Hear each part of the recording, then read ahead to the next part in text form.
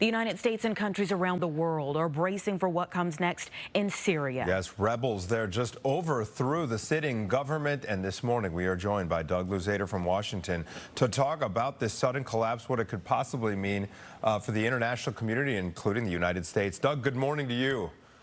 Good morning. Okay, first of all, could you just break down what, for those who tuned out over the weekend, what has happened in Syria the last few days? Well, you know, Syria's had a civil war going on for a long time. It seemed to be something of a stalemate until recently, and these rebel groups kind of took an opportunity. They banded together, and they ultimately overthrew Assad.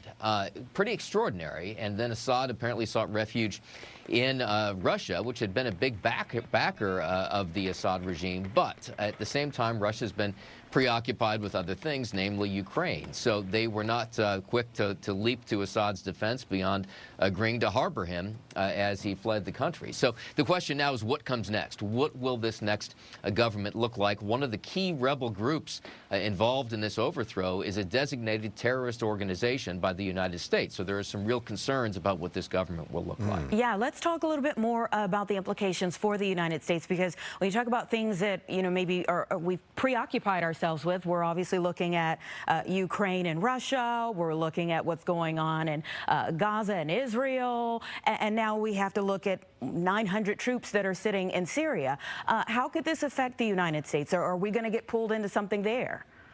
Well, we've already escalated some airstrikes going after some ISIS targets in Syria, which really underscores the big concern the U.S. has that Syria could become a hotbed for terrorist activity. Now, there have been, according to the New York Times, some back-channel communications between the Biden administration and these rebel leaders to ensure that that doesn't happen. But it is a big unknown right now. All right, switching gears to President-elect Trump. He is now on record saying that he wants to end this birthright citizenship, which grants citizenship to those born in the U.S., even if their parents had come to the U.S. illegally. Can this actually happen? Well, it could happen with a constitutional amendment, for sure. I mean, this is the 14th Amendment, as you mentioned, that provides for this. Trump has long held that this has been a big draw for illegal immigrants to come to the country, so-called birth tourism, that kind of thing.